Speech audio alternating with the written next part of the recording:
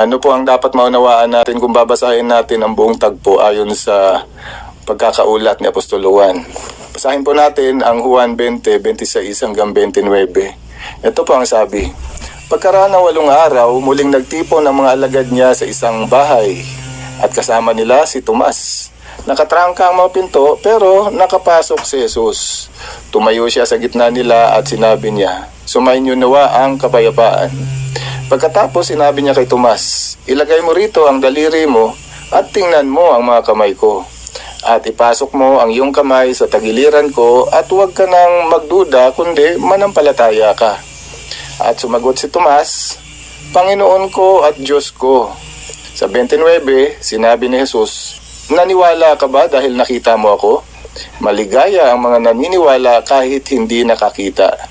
Kaya yun po ang naging tagpo ng buhaying muli si Jesus at nakapiling niya ang kanyang mga alagad. Mapapansin na sa talatang 28, sinabi ni Tomas, "Panginoon ko at Diyos ko." Ang totoo, posibleng si Jesus mismo ang tinutukoy ni Tomas at posible din naman na si Jehovah, ang Ama na laging itinuturo ni Jesus na siyang Diyos na dapat sambahin. Maalala natin na binanggit din sa Isaiah 9:6 ang salitang makapangyarihang Diyos na tumutukoy naman talaga kay Jesus. Kaya posible namang magkapareho nga ang dalawang teksto na ito, ang Isaiah 20:28 sa diwa, na ibig sabihin ang dalawang teksto ay parehong tumukoy nga kay Jesus bilang makapangyarihang Diyos.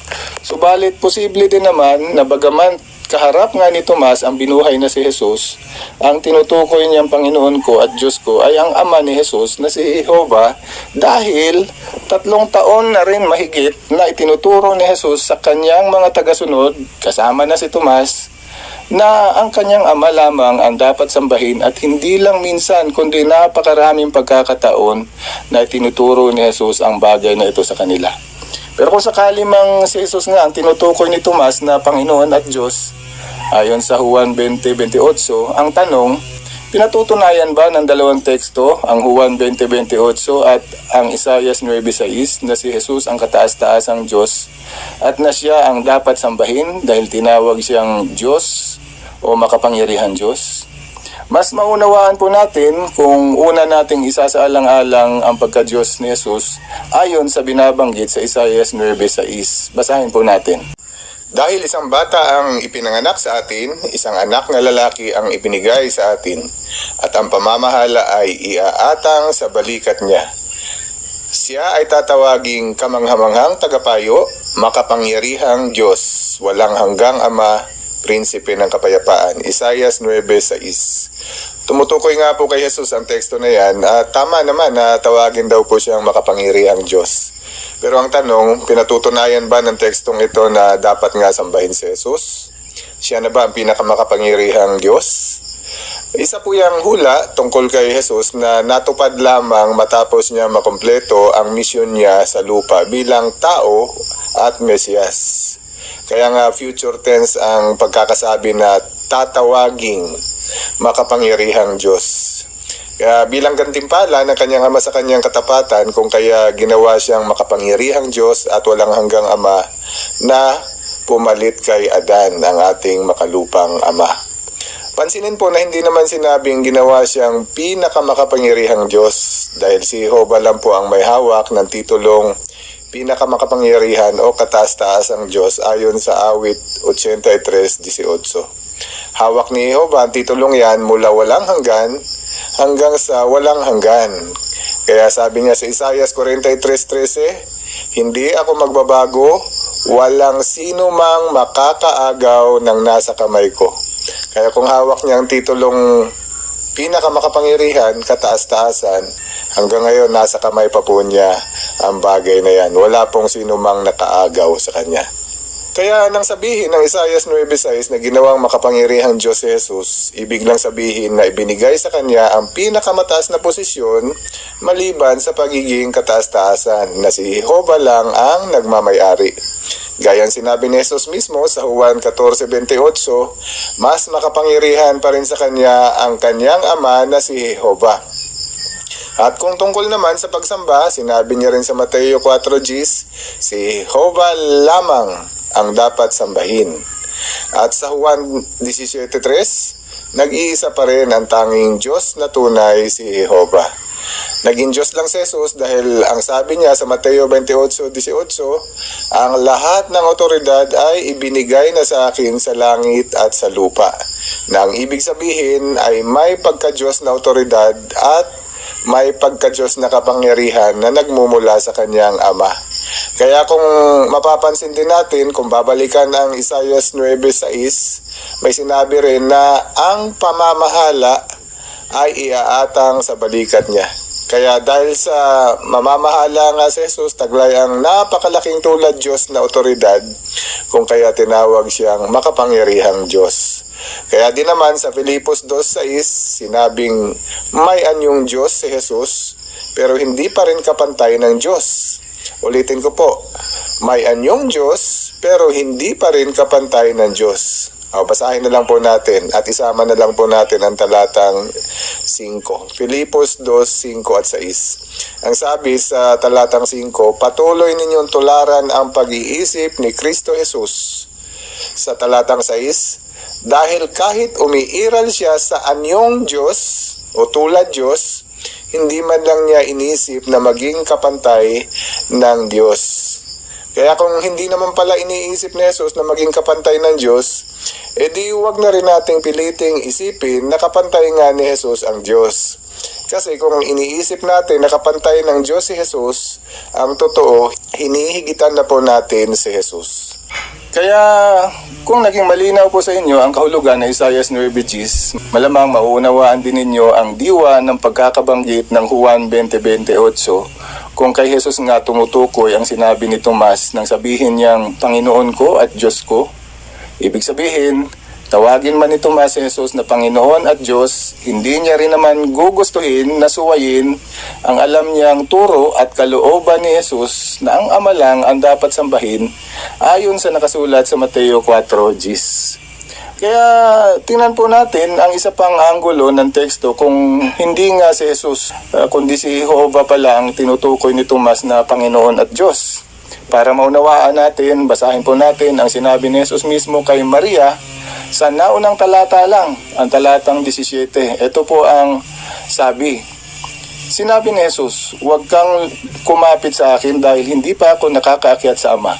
Pumunta ka sa mga kapatid ko at sabihin mo sa kanila, aakyat ako sa aking Ama at inyong Ama at sa aking Diyos at inyong Diyos. Kaya yun po ang sinabi ni Jesus.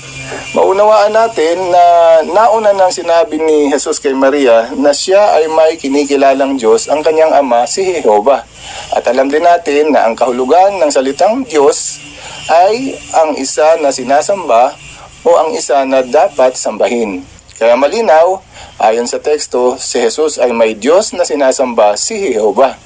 At yan din naman ang bagay na inamin mismo ni Jesus sa ulat ng Juan 4:22 nang sinabi niya sa isang babaeng Samaritana, sinasamba ninyo ang hindi ninyo nakikilala, sinasamba namin ang aming nakikilala.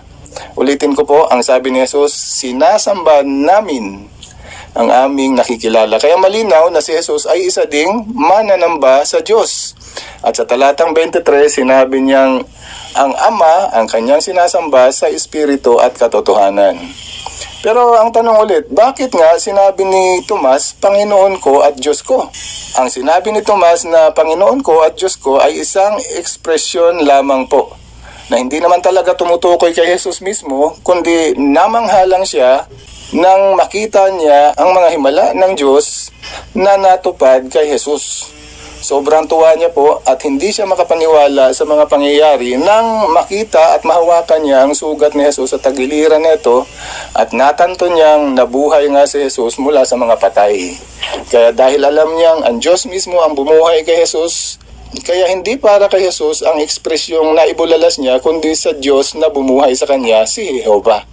Nasaksihan din ni Tomas ang ilang pagkakataon na si Jesus mismo ay bumuhay din ng mga patay, pero bago niya ginawa ang pagbuhay ng mga patay, nakita ni Tomas na nananalangin muna si Jesus sa kanyang Ama upang hilingin sa kanyang Ama na ipahintulot na magawa ang himala ng pagpapabangon ng isang taong patay.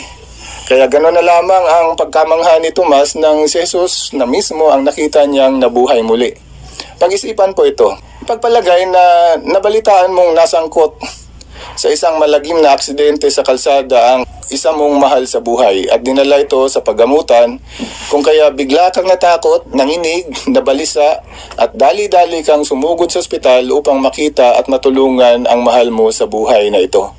Pagdating mo sa ospital, nakita mong maayos lang naman pala ang kalagayan ng mahal mo. Nakatayo lang naman siya at medyo may galos lang, may mga pasa sa katawan pero hindi naman malala, at nang narinig mong sinabi mismo ng doktor sa iyo na huwag po kayong mag-alala sir, walang dapat ikatakot, nasuri na naming mabuti ang kondisyon ng mahal mo at ligtas na po siya mula sa kapahamakan. Nagulat ka sa sinabi ng doktor, napaiyak pero tuwang-tuwa at namangha dahil hindi ka makapaniwala at nasabi mong, Panginoon ko, Diyos ko, marami pong salamat. Kaya ang tanong, ang doktor ba ang tinutukoy mo nang sabihin mong Panginoon ko at Diyos ko? Dahil siya nga ang kaharap mo at siya ang kausap mo ng pagkakataong iyon? Siyempre hindi naman. Alam mong may kakayahang manggamot ang doktor na kausap mo pero siguradong ang Diyos na makapangyarihan sa lahat ang tinutukoy mong Panginoon at Diyos upang pasalamatan siya. Bagaman siyempre, nagpapasalamat ka rin naman sa kausap mong doktor dahil nagsikap din naman sila upang masuri at maisalba ang buhay ng mahal mo sa buhay. At lalong hindi rin naman ang mismong mahal mo sa buhay ang tinutukoy mo nang sabihin mong Panginoon at Diyos ko. Sa katulad na paraan, si Tomas, sa sobrang tuwa, sa nasaksihan niya na pagkabuhay ni Jesus mula sa kamatayan ay lalong nagpasalamat sa isa na bumuhay kay Jesus, si Jehovah. Kaya nasabi ni Tomas, Panginoon ko at Diyos ko. Isa po yung malaking pagpapasalamat ni Tomas sa Diyos sa pribilehiyong ipinagkaloob sa kanya na masama sa mga taong unang nakakita sa binuhay muling si Jesus. Ang totoo, sinabi pa ni Jesus kay Tomas sa talatang 29, naniwala ka ba dahil nakita mo ako? Maligaya ang mga naniniwala kahit hindi nakakita. Sinabi niya ito hindi upang kumbinsihin si Tomas na siya ang kataas-taasang Diyos, kundi upang kumbinsihin siya na totoo na nabuhay siya at totoo ang pag-asa ng pagkabuhay muli at na dapat siya na magsaya sa pag-asang ito.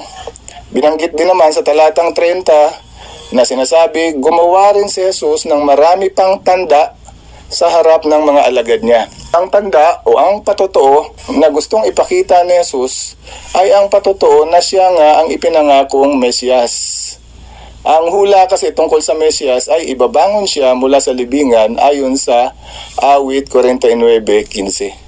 Maliban dyan, nangangako rin kasi si Jesus, hindi lang kay Tomas kundi sa lahat ng kanyang mga alagad na bubuhayin siya mula sa mga patay matapos ang 3 araw.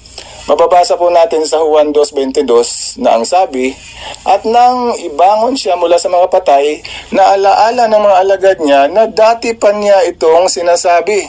Kaya pinaniwalaan nila ang kasulatan at ang sinabi ni Jesus. Kaya na makita si Jesus muli makalipas ang 3 araw ng kamatayan ay talagang isang napakalaking kagalakan para sa lahat na presente sa pagkakataong iyon. Hindi din natin dapat laktawan ang punto na makukuha sa nakaulat sa talatang 31. Ito po ang sabi kung babasahin natin. Pero isinulat ang mga ito para manampalataya kayo na si Jesus, ang Kristo, ang anak ng Diyos. At dahil sa pananampalatayang iyon, maaari kayong magkaroon ng buhay sa pamamagitan ng pangalan niya. Kaya ayon sa sumaryo ng panghuling talata, ang talatang 31, na sinasabi, isinulat ang mga bagay na ito para manampalataya kayo na si Jesus ang Kristo, ang anak ng Diyos. Kaya yun, anak ng Diyos pala si Jesus. At hindi naman talaga siya ang Ama, hindi siya ang Diyos na makapangyarihan sa lahat, kundi si Jehovah. Kaya si Jesus man o si Jehovah ang Panginoon at Diyos na tinutukoy ni Tomas, wala pa rin pong nagbago. Si Jehovah pa rin ang Diyos na makapangyarihan sa lahat, ang isa na dapat mong sambahin.